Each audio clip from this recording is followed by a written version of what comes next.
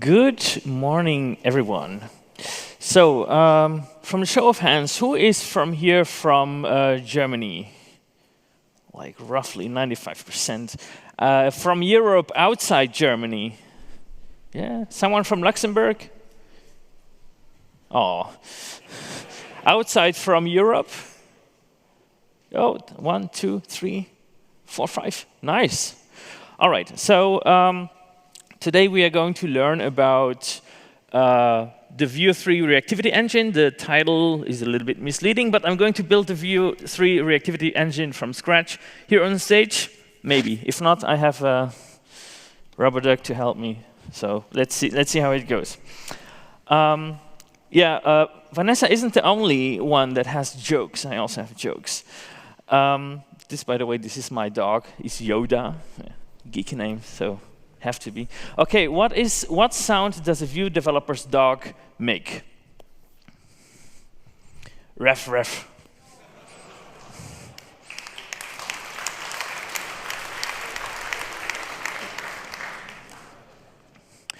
All right, yeah. My name is Marc. I am DevRel at We Are Developers. I'm lead of coffee, self-assignated lead of coffee. I like using different brewing techniques, and I just love experimenting with that. Hopefully, there are some other coffee enthusiasts around. If you are, just hit me up later in the break area. Yeah, I'm from Luxembourg, as Vanessa mentioned, and I love working with Nuxt, Vue, Node.js, and a lot of other things. Yeah, this is my Twitter handle. This is where I'm most active, so if after this you have some questions or you just want to connect, there's where I'm active. And I'm a one-wheel rider. Sometimes I'm also a one-wheel faller. Therefore, the protection. All right, so about this talk.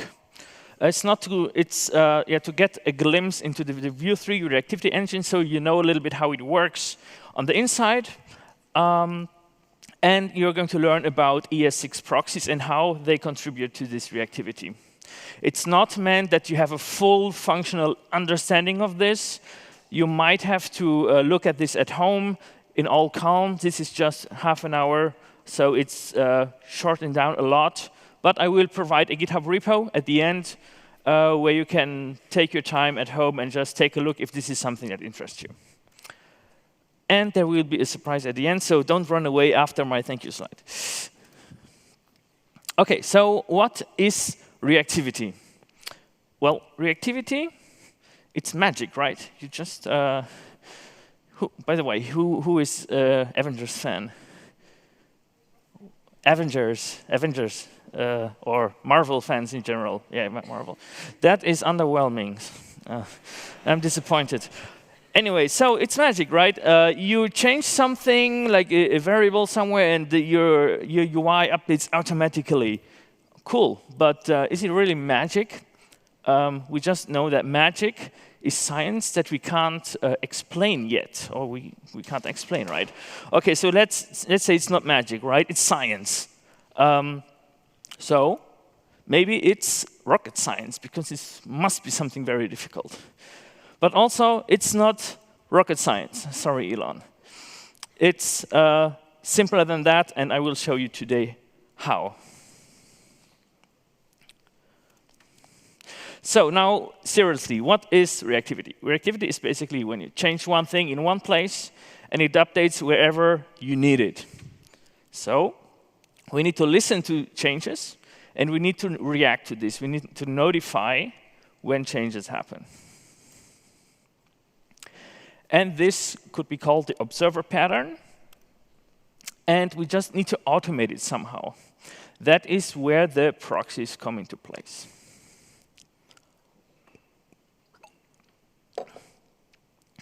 All right. About the terminology that I will use in this talk, I will talk about side effects that happen. These are basically just functions.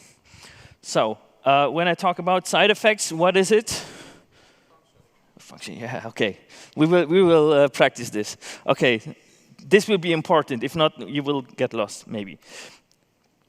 All right, so I will use these terms, subscribe, So we need to, sorry.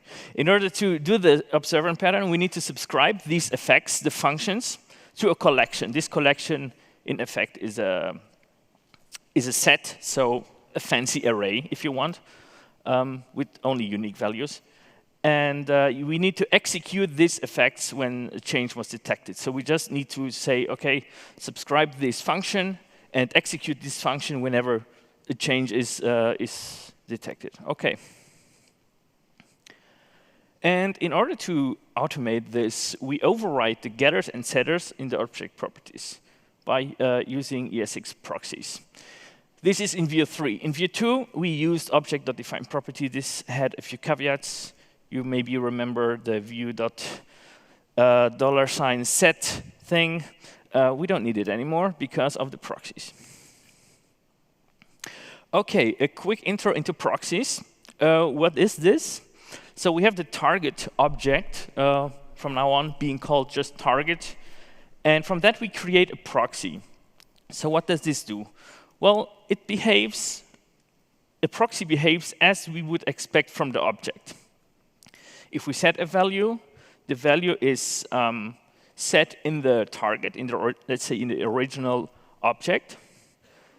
And when we read it, it reads it back. So it reacts, it behaves the same way or as we expect. But this has a super cool thing here, a superpower, the objects. You can override all of this. You can do whatever you want with it. You can even break it, and we will break it like in a few minutes. Yeah, so you can do this with the setter, with the getter, and with other methods as well. Building suspense. OK. I'm going to talk swiftly about the set map and weak map. We won't be coding all of this. We will just be coding the very right-hand thing, dep, because of time reasons. But this is the architecture that is set in Vue 3 to separate the, let's say, the area of jurisdiction of how we find out what changed. So bear with me. So first, the dep is a list of effects, and an effect is a yes, it's a function. Not to forget it, just an effect is a function where we just use any of the properties of the object. And the set, yeah. So in the dep there are all the effects of a specific property of an object. Okay. And the cool thing about set is there are no double entries. So if for some reason we would want to add like the same function twice, it won't work because we use set. So this is helpful for us.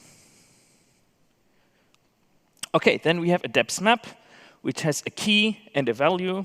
The key is a string, yep, like this, age and name, and the value is a dep. So in other terms, we have, let's imagine an object that is a person. It has a name. And for this name, there can be various effects. So various things that change when this name changes. For example, a UI change here, a UI change there, something. OK. Yeah, this is like this. Come on. OK. So these are the depths for each property of an object. Now comes the last layer, which is the target map, which is a weak map. So here, the key is an object. It's not a value. It's not a string. It's an object like this. So we have this object. And we can imagine this like in our component. We have like different objects. And this is like one of them. And the value is a depth map. So you can see a little bit where this is going. You can imagine, in this case, we have two objects. And then for each of the properties, we have a set of side effects we want to do. This is basically what we are going to do. But I think it's important to know, but we won't use it in the live coding in the live coding we are going to do now, we just use the dep to make things easier. So so when something changes, doesn't matter what in what object, everything is updated. It works, but it's not very effective. It's not very performant. It's effective. No pun intended. Effective. OK. I will talk about tracking and triggering. Track is just when we register an effect, and trigger is when we notify the changes. So there will be functions called track and trigger, and we will see how they work. All right, live coding time. Yes.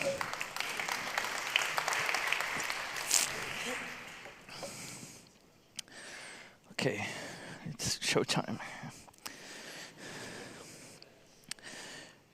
Oh, cool, I have more space here. No, this one, OK.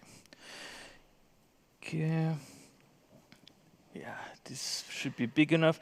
Can everyone read the first line here on the editor? Yes, yes. Someone know? OK. If not, OK, let's try it like this. OK, let's start from scratch. We have here a very simple structure. We just have an HTML with like a title, just to see that the website works. And it includes a reactivity.js file, which for now is almost empty. It just has one line. Hello, devs. We will delete this. This is hooked up with should be hooked up with a live server. So when I do changes here, they are supposed to, yes, they are supposed to be applied immediately so we can see what's happening. OK, so let's start very slow. We create an object, product. And we give it a price, €6, and we give it a quantity, 2. OK. And we calculate the total of this. So product.price times product.quantity. Cool. Then we go out and we log this out. And it works. Fantastic. Now, let's go ahead and we change, for example, the price of the product. We set it to 7. And we want to log it out again. But here's our first problem. It doesn't update by itself. Not cool, but we just copy this. We put it here. Oh, cool. Now it works. Oh, just let me. OK. Good enough. Let's change the quantity. ++. Oops. Yeah. And we log it out. What's happening? Nothing. We have to do the same thing again. And this is where, as a developer, we are like, ooh, I can automate this. I have to automate this. So let's start refactoring this a little bit. So this is repetitive. Let's do a function out of this. Let's just call it calculate total. And we just copy this out here. We start the total with 0. And everywhere where we want to calculate it, we just replace this here. These two instances. There's still one issue in the first one. It's not calculated initially, so we just have to call it here as well one more time. And now it works. It's refactored a little bit. But we still have to call all of this manually, which isn't great. So let's implement the functions, the track and the trigger functions that I was talking about. So let's go track function and trigger function. OK. So the track function, I will write a small comment to add the effect to a list in vague terms. And this is execute all the effects of the list. It's not all list, it's a set, but close enough. OK, so what do we need? We need first to have this list. Let's create it. Let's call it dep. And this is a set. OK. So when we track something, this is when I say, OK, for this property, I want something to happen when it changes. So I need to add it. So I go ahead and I add. What do I add? Well, for now, we will just have to add this hard-coded thing. And as a good developer, we leave a note to future self. Remove hard-coded function. OK, this is good enough. This is a problem for Marc from the future. OK, so this is the way sets work. You just put add, and it adds it to a list. It's like as it was an array, just fancier. OK, now we want to execute all the functions that we have, all the effects that we have here. So we just iterate over the dep with a for each. And inside our effects, which are, yeah, OK, yeah, good enough. And we execute all of this. Cool.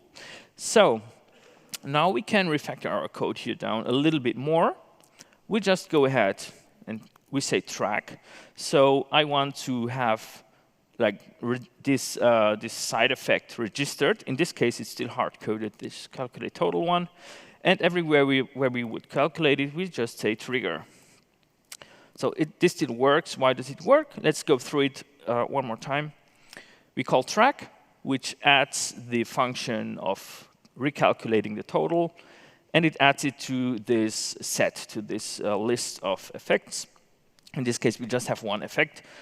And if we trigger, it executes all of these, which at the moment is just one.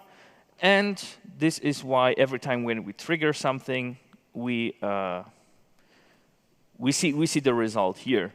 But we still have to do this manually. So this is just part of the equation. Now we need to automate this. And for that, we are going to use the ES6 proxies. Exactly. So let's just comment this out and make a small tour around proxies. Let's create a product proxy. And it's like this new proxy. We pass the target, so in this case, the product, which is our quantity and price in an object. And the second parameter is a so-called handler. For that, we just leave it empty, and I will show you in a bit how this works. So I told you this works as expected. Let's see if that's true. Let's just log out from the product proxy the price. Then maybe we update the price to, let's say, 8. And we log it out again. OK. So this is good enough. Let's just say we do the same with the quantity. With the quantity to show it better later. We just increment this, and quantity. OK. So this is cool, right? We log this out. We set it. It gets set here. We set the 8, and then it's 8. We increment from 2, 1, and then it's 3. So this is cool. But now these handlers come in, or the handler comes in, and here we can override the functions. So and we will override for now the getter and setter. So let's start with the getter, and we can do it like this. So what do you think happens now? Let's try it out. Ooh, undefined. This is not good. Why? Because we just implemented the getter with nothing. So we broke it. So this is not just on top of the normal functionality. We can effectively just change it and break it. So how would this work for the getter? If we return some value, it returns it here. OK, so something is happening here, right? This is good. And this getter takes a few arguments. So target and key. Let's make a small thing where we just log out what is the target. The target is this original object, or this object the proxy works on. OK, so just so we have that in mind. And let's just log out here. We get the key. Okay, so what happens? Get price, get quantity, get quantity. Why is that? Because we access here the price. Yeah, the price, the quantity, and the quantity. Okay, so all we have to do now, we create our result, which is just the target of whatever is key. So of the price or the quantity. And we return this result. And phew, it works again. Good. Okay, now the same with set. This takes one more argument than this, so the target key and the value. So this means the target, so the object the proxy works on, the key, which property do I want to update, and the new value which will be set there. And what happens now? Okay, this doesn't work. When we set the price and we increment the quantity, you see it stays the same. Here it stays 6, and here it stays 2 instead of being incremented to 3. This means we also have to re-implement this. Let's go ahead and we just log out so we can see later better what's going on. Set the key to value. Target is the same as we get. I won't show, but it's just the object it's working on. Okay. So what do we see here? Set the price to 8. Get the price. Okay. So yeah, we set it here, but nothing is happening. So how does the set work? What is the return value? The return value is an indication if the operation was successful. Let's just go ahead and we say return true and just assume it worked for now. There's something called reflect, which will play a role here in the real code when you take a look. But in this example, we just stick with, we assume this worked. Okay, and what do we have to do? We have to change from the target the given property, and with what? Well, just the value. And we are back on track, it works, and we have extra cool logging here. Developer love logging. Who needs a debugger when you have a console log, right? Okay, so now comes a very cool part. Now we re-implemented this, and we can do with it whatever we want. So when we get something, when we get a value of an object, well, a property of an object, we want to say, okay, when I get this, I want to track it because I want to have this in my list of things to be notified about. So I will call track. This will also take some arguments later, but for now, let's just say we track it. For the set is the opposite. So when we set a value, this means, okay, something changed. We need to notify everyone. We need to execute all our functions, all our effects. What do? Well, we trigger because we implemented this earlier. Cool. So far, so good. Let's just add here as well some logging. Log. Oops. No. There we go. OK. So we can see something happens here. We track and trigger. So this seems to work. But let's just hold on.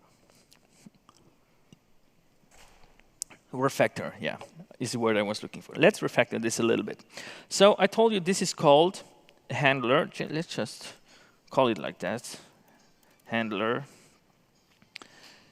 And we put all of this in a function. Let's call the function, how would we call it? Let's just call it reactive, just for the fun of it. And we put all of this inside. Oops. Here. I already saw we forgot to put the handler here. That won't work. OK. Now what we want to do actually with reactive, we want to return this proxy. So we just return it. And there's still the product is hard-coded. We get this as a target. So this is pretty cool. We, to summarize the reactive, passes a target, so an object, and it makes it reactive with just returning the proxy. And then the getter and the setter are intercepted or like overwritten with some extra functionality, in this case, the track and the trigger. Cool. So let's see if this works. Oh, product proxy. OK, this is my example code here. OK, so if I do this now, product.price, are we expected to see something? Guesses, probably. Not. Why not? Because we didn't make it reactive yet. So now when we go ahead and we say product.price, oh, the trigger, the track thing happens. So now our product is tracked, so we notify when something changes. OK, so it gets triggered. OK, but this is for, yeah, we still have hard-coded stuff here. So we need to fix this. And this is the last step, and then we're good to go. OK, I will just remove this comments. I don't need it. So we are going to implement something that we call effect, which takes a function. Before we implement it, I will just show you how I intend to use it. I just pass a function. And this function could be total is product price times product quantity. And let's just say we log out. Oops. We log out that the total has changed. And we, OK. This is what we want to happen. OK. Now comes a little bit difficult part, which I think it's hard to sort of go through in detail in a talk like this. But for that, you can look it up in the GitHub repo that I will show you later. But it's this. So we need something that's called an active effect. An active effect, which is the function or the side effect that we are currently working on. Bear with me, we will need it in a moment. We just initialize it with a null. And then here we set the active effect to the function. We execute the function. And we set the active effect back to null. This makes no sense when you look at it just like this, but it does. Believe me. And the more you look at it at home later, the more you are like, oh, Mark was right, this works. OK, but I will go through it one time. So what do we do here? We pass the function, this. And we set first the active effect to this function. So this is in the active effect. So far, so good. And then we execute it. Why do we execute it?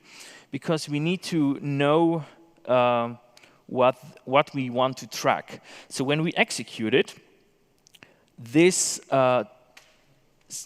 getters get executed, and with that also the track. So we track it, and then when something changes, the trigger gets executed, and that's the way it goes. So this way, so this effect is sort of how we register something that we want to happen.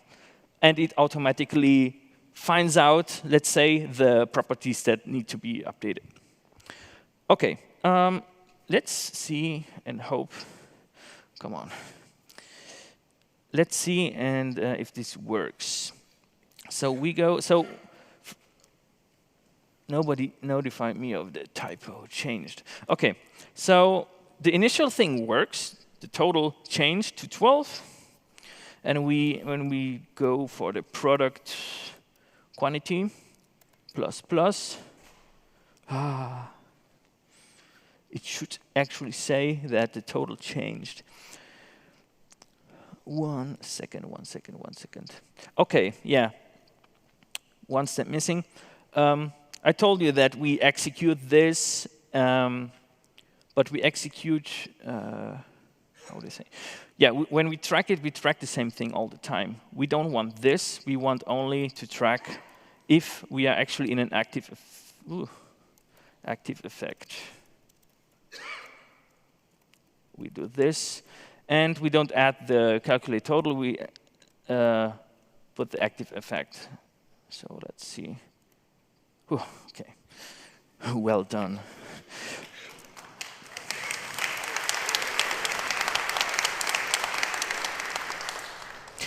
It's not over yet. But thank you a lot. Thanks a lot. OK, so now we have this. By the way, how are we with the time? 2 minutes. Crap. OK, sorry. Sorry for language.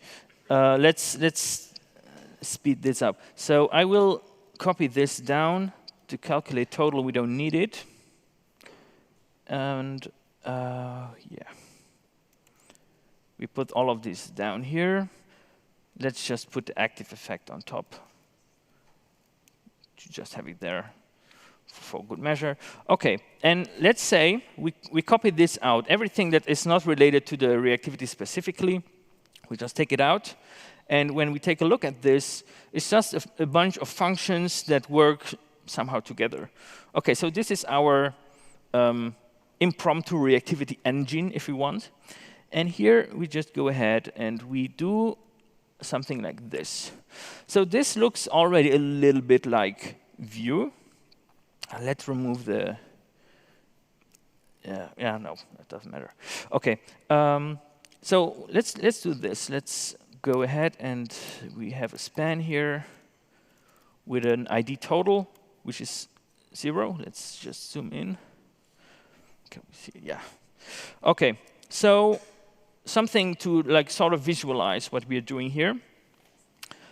Instead of just logging out in the console, we can change the DOM. And this is not how it works in reality. This is just to show a little bit more visual. So in reality, there's a virtual DOM involved. Whole other talk probably coming next year near to you. So we go on to the body. No, not the body. The get element by ID.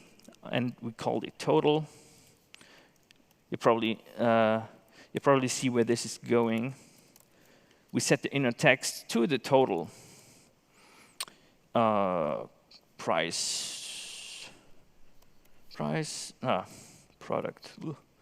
Price is 9. And it updates. Cool enough. Let's make it a little bit more visualized with almost as if it was Vue code. So we have a button, and we have when we click it, we don't update anything in the DOM. We just go ahead and we update the product quantity. Let's say minus minus, and then we have the same with plus plus. OK, so this is pretty cool. One last thing, and then I'm done. We don't need this anymore. Let's go ahead and put an input. Oops. That is of color, a color picker. And when this changes, this is on input, we set a product color to this value. But we don't have a product color yet. We just add it now. Let's go ahead and register a new effect.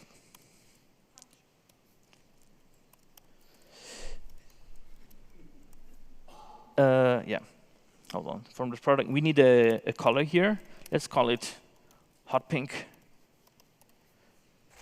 OK, and when this changes, we want to just set the background of the page just for demonstration purposes.